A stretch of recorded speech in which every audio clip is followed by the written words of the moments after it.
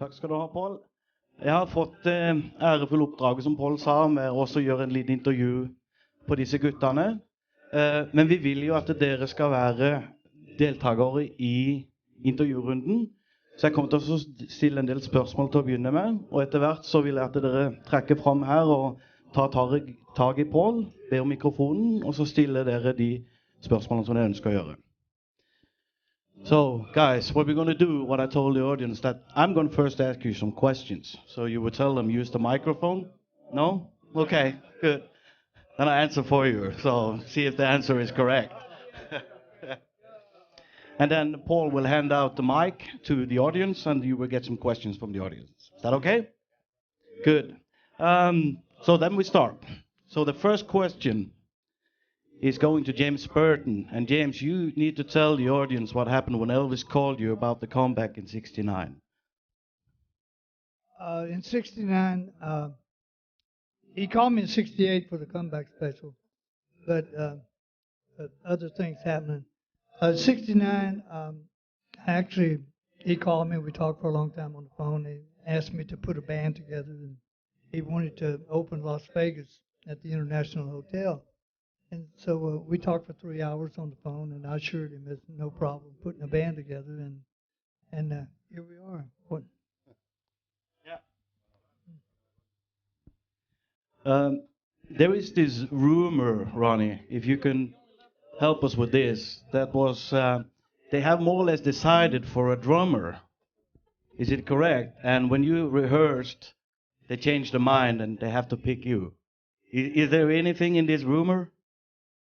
Yes, yeah. I had gotten there that night, and he had played before me.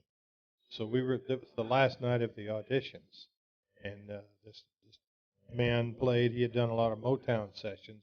He was well known in town, and so he played, and watching the facial expressions and the body language of everybody, it was like, yeah, we found our drummer now. There's no problem. Everybody's smiling, and so they finished the song. And everybody starts packing up their instruments. So I thought, well, here I came all this way and brought my drum set, and this guy's played my drum set, and I'm not even going to get a chance to play. So my friend Larry Mahobrak, who recommended me to come in the first place, says to Colonel Parker, well, you've paid for a ticket for this guy. You want to bring him up here or not, you know?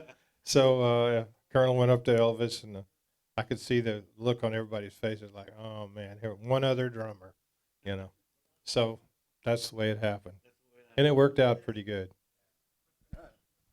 Jeg tror så langt så trenger James og Ronnie en klapp. Norbert Putman. Here it comes. When was the first time that you played with Elvis or was in studio with Elvis? Do you remember?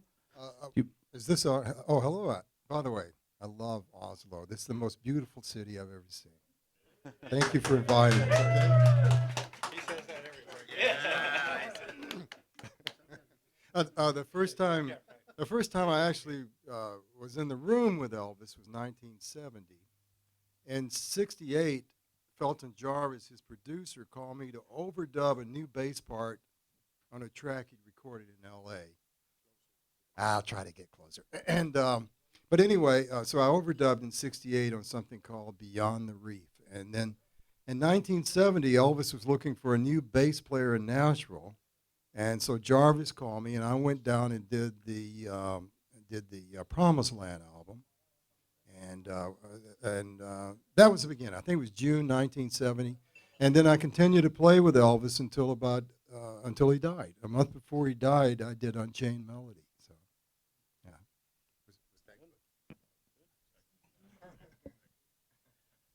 Changing over to... What happened? Wrong answer. Sorry, Glenn. Going over to Elvis's friends or his bodyguards, Jerry Schilling, you're a local Memphis boy. When was the first time you met Elvis? I don't quite remember, but I think it was July 11th, 1954. Yeah, it was the same week he had recorded his first record, I think around July 8th. And then Sam Phillips, Sun Records, had taken the record to Dewey Phillips, no kin, who was the hot DJ at the time. And I had been listening to Dewey since I was 10 years old, so I was 12. And he played, Dewey would play something from Hank Ballard and the Midnighters, and the next record could be Dean Martin. And he played this record and said, "A Boy from Hume's High." I'm thinking, man, that's cool. All my cousins, my mother went there. And it's right down the street from me. And then everybody reacted so much that they found Elvis at the movie theater, and he interviewed him. And he sounded so cool. He was like James Dean. And I go, being this lonely little kid going to this Catholic school, I said, God, it's a small neighborhood. I'd like to meet him. I go to the park the next day, and there's 5 older guys. And Elvis, still, people didn't know who he was, so he couldn't get enough people his own age. And one of the guys, Red West, said, "Hey, kid, you want to play with us?" And I said, "Yeah, I'm going to play football with Red West." Had no idea my quarterback was Elvis Presley, and that's how it started. Please. The same question, Sam, goes to you. The first time you met Elvis, is this because of Linda, or did you meet Elvis before Linda came together with Elvis? I think Norbert broke this microphone. Yeah, is this on? Yeah. I got no monitors here. All right. Yeah, I met Elvis through Linda. Thank you. No, just kidding. Trying to keep it short, guys. Come on. Yeah, I was a cop in Memphis, and Linda met Elvis and started dating Elvis, and she began telling Elvis that she had a brother who was a cop, and it's pretty well known Elvis loved law enforcement, so he told her he wanted to meet me, so my wife and I went over in November of '72 and met him, and it was downstairs. If you've been to Graceland, the yellow room, the music room downstairs, is essentially a basement. There's no windows. And we went in, and we were sitting there waiting about 1 o'clock in the morning, and I had determined that I was not going to be a fan, and then he walked in with sunglasses on, and that was pretty much it. I thought that was the coolest thing I'd ever seen. So we stayed up all night practicing karate, and he was playing music, and I went to work the next day. I had to be at roll call at 5 o'clock in the morning, and I didn't say anything to anybody what I'd done the night before. I'd been up all night because I was sure they would not believe me. That was November of '72, and I went with him to Hawaii in January of '73, and the rest of it's pretty much history. Going back a little bit, yeah, please do applaud the answers. Absolutely. Thank you so much. Thank you. Going back again to the TCB band, and we know, Glenn D. Harden, that you did a lot of arrangements for Elvis. Yep. Yeah. And is it so that you had pretty short of time to fix the arrangements? Yep. Okay. Would you please tell us more about that? No. No. Well, it was kind of interesting how it came about. I think I did one. The first one I ever did was Let It Be Me. We worked on it a little while in the afternoon, just the band. At the orchestra rehearsal, they took a break. Orchestra took a break, and then when they came back, Elvis said, "Well, we'll work on this again tomorrow, because I really like that song, and we'll probably want to do it." So anyway, I had my tools with me, my score paper and pencils and stuff, and I went upstairs and scored it for him to let him know that I was real fast and could do that and have it delivered the next day. So I did that, and from then on, he expected everything fast, overnight. So I could do that. Sometimes they didn't sound very good, but it didn't matter. It was fast. So that's how that happened.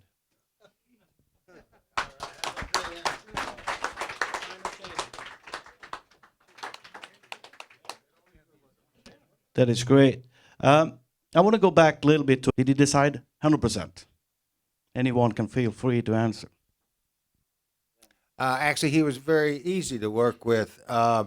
He usually let us play what we wanted to, but it was interesting that if there was something he didn't quite like, he could explain himself very clearly. So what are you laughing at, Sam? Oh, Sam's got a joke to tell you. But anyway, he was very easy to deal with, and so that made it easy for us. Thanks. Was there any difference between touring with Elvis or in Vegas? How was the difference being on stage in New York or in Vegas? Was there any difference? We were restricted to time, the amount of time that we were allowed to be on stage, because it was a big hotel casino, so it all runs on gambling and getting the people out there spending their money and so forth. The show was an attraction to bring them. I mean, that's the cold truth, but that's the way it was. And Elvis loved to be able to get a good audience going, and he'd look around, he'd kind of pretend he's looking at his watch or something, and he knew he was going over, but he'd say, "Let's play a few more, guys. You know, let's just to be the way he was. He was going to show him a rebel. He was going to show him that he was the boss." So we had those restraints in the casinos. We had 2 shows a night usually, and sometimes 3 on the weekends. So it was a real labor of love to do those shows in Vegas. However, the shows on the road were free rock and roll. I mean, we'd go out there and he'd go as long as he wanted to. If the people were hot, having a good time, he would have a good time and so forth. If they weren't, he'd turn around under his breath and say, "Let's get the heck out of here, guys." You know, but I mean, he'd do a good show, but I mean, it was just totally how he felt and how the audience was responding. So it's totally different than the Vegas shows as opposed to the live gigs. Some of them were very exciting. Some of the biggest crowd we had was at, what was that, January show, New Year's Eve thing in the round? Pontiac Silverdome, 100 and some odd thousand people in the round. 125, yeah. Yeah, so we had some pretty exciting times too. Yeah, and it was colder than Norway, if you can believe. Good question. First of all, I'd like to say something before Sam and I answer. I'm kind of the Paul Lime of Elvis's friends. I'm here tonight because Joe Esposito wasn't able to be here because of Martha's health right now. So I'm honored to be here, and just I want to miss Joe because I want to mention Joe because I know he really wanted to do this tour. As far as how Elvis was before and after the show, the documentaries I produce, I find that's a very important element of it because, you know, you normally, as an audience and a fan, you know what people do on the stage. But I've always felt it very intriguing. What are they thinking? What are they like? And Elvis was very unusual backstage because he did not like to get backstage. He didn't like to spend a lot of time. He told me, he said, when I put the jumpsuit on at the hotel, he said it's like Muhammad Ali having his hands wrapped. The adrenaline starts pumping. And so backstage, we didn't have any elaborate backstage. We had like 6 7-Ups and 6 Cokes. And if you look at backstage on Elvis on tour, and you'll see his adrenaline. You'll see the nervousness before the show. And I think it spread to all of us a little bit, you know. But it made the tension and everything made for a really exciting show. And then after the show, you can see him starting to relax if he felt like it went well, and he would really know. And uh, uh, he he loved after the show, especially in Vegas when we weren't traveling and stuff, and he could have these guys, the band, and some of the singers, and relax. So that's kind of how he was before and after. Sam? Yeah, like Jerry said before, he was really like a cat prowling. We didn't want to get to the venue too early, but we didn't want to take a lot of time either, because once he put that jumpsuit on, just like Jerry said, he was wired. He was ready to start performing.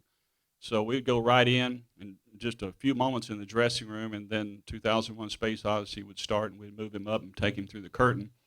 And right after the show, we took him right down the stairs, and that was one of my principal duties, was he could put his hand on my shoulder or Joe Esposito's shoulder. One or both of us had flashlights because of all the perspiration. You know, those jumpsuits weighed 35, 40 pounds with all the jewels on them under a hot light, and they were basically canvas. They didn't breathe. So Elvis would lose 5, 6, 7 pounds every night just up on stage, and he'd be somewhat blinded by the spotlights. And so we'd take him out and put him right in the back of the limousine. And I have to tell you this without belaboring it, because Elvis loved his fans so much. We would put him in the back seat of the limousine, and we kept a towel back there with ice. And the first thing he would do is put his head back and put this wet towel on. I know Jerry's seen that a million times, and put ice on his eyes. And then he would say, "How was it tonight? How was the show? Did the fans like it?" First thing he always asked. So, you know, I think it's important to realize that, you know, the music that Elvis gave you and what you gave Elvis, you really gave him the meaning of his existence, which was stage performance. If you watch a lot of the old films and the clips, you'll see Elvis, when he works the stage, he walks up to the edge of it, and one of us are usually right there beside him, sometimes holding his leg so that he doesn't get pulled off. And Elvis is leaning down, handing the scarves out, saying, "Watch out, be careful." And he's directing the audience, not just the band, but he was directing the audience and telling them to be careful. So that was the dynamic. And then, like Jerry said, we get back, and unless we were playing Vegas 2 shows a night, that second show, Jerry was talking at dinner how tough it was sometimes for Elvis to relax enough, because we had one more show to do that night. But on the road tours, you know, he let his hair down and relaxed a little bit, and we usually traveled that night or the next day, the next show. You got this house? Yes, it's. I had quit working for Elvis to try to learn film and stuff, and so he had decided to start his own production company, with the first thing being a karate film, documentary. He had Ed Parker put together a team of American champions, and we actually filmed in England and France, their champions, and Elvis was going to be the moderator and describe. And you know, Elvis was like a real leader in spreading a karate to America many years ago. We forget that, and as he was always ahead of his time. So anyway, he was in Vegas at a friend's house, and I flew in to give him a rundown of what we were spending and where we needed him to come in and everything. And it was kind of late at night when we got finished talking, and so I'm going back to the hotel. He's staying at the friend's house. And he said, "Well, why don't you just hang around downstairs?" And I said, "Well, okay." So I go downstairs and sit by myself, and I see Charlie Hodge running up and down the steps, and so I go back. He asked me to come back up, and he had called my college friend, who he heard was selling his house, who became a big Hollywood producer, and so I go back upstairs, and he had already called the guy, and I found out later his name was Rick Husky, and he said, "So when can you leave, Rick?" And Rick said, "Do you mind if I sleep the rest of the night?" And he hands me this check for a lot of money, and he said, I think the sensitivity of Elvis, He knew I lost my mother at a year old, and I kind of lived with a lot of different families in a poor neighborhood. And he said, "Look, man, you never had a home. I want to be the one to give it to you." And that's the kind of friend he was. Yes, in 2005, I always wanted to do my own show in Louisiana, so I put together a festival. And when I did that, there's something I really wanted to do. I wanted to give back to the kids. I wanted to help the kids in music. So I formed my foundation, and when we did the first show, which was a benefit, and all the artists that came and performed came and donated their time for the kids. And it's been fantastic. It's going great now. It's fantastic. We've given out thousands of guitars to the kids in school. We got music back in school, and it's just doing wonders. I mean, what we could do for the kids. And I mean, we've been so fortunate, blessing. And it's just getting bigger and bigger every day. And it's wonderful.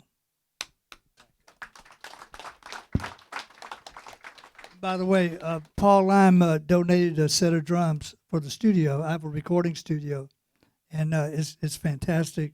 And I want to record some of the kids, and plus, it's a great studio for any artist that would like to come and record. So we've been very blessed.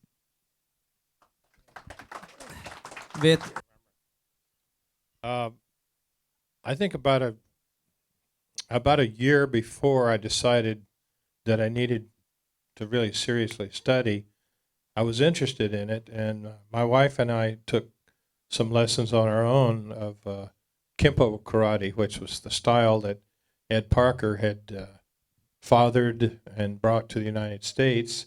Even though he had started in Hawaii, he made it kind of world famous. And we studied from an independent guy out in the area where we lived. And then after about a year of studying, I realized when Elvis would begin, he began to start using his moves on his katas, as we call them, certain moves at the end of songs, and he would use them on stage. And if you didn't know what he was doing, he was so fast that there was no way that I could accent him and play with him. Otherwise, it would just leave him out there by himself. So I decided that if I started studying along with him, I would be, have a better handle on it. So be fast enough, be able to anticipate. So sure enough, when we were in Vegas, he'd have afternoons on occasion where we'd have all these great karate masters come visiting, and they would instruct, and he would instruct, and there again, my wife and I would study, and I particularly got involved in it when we were on the road. We would have classes even out in the hotels, So it worked out good that the more we knew, the better it was on stage. Hey, Kenneth, can I add a little bit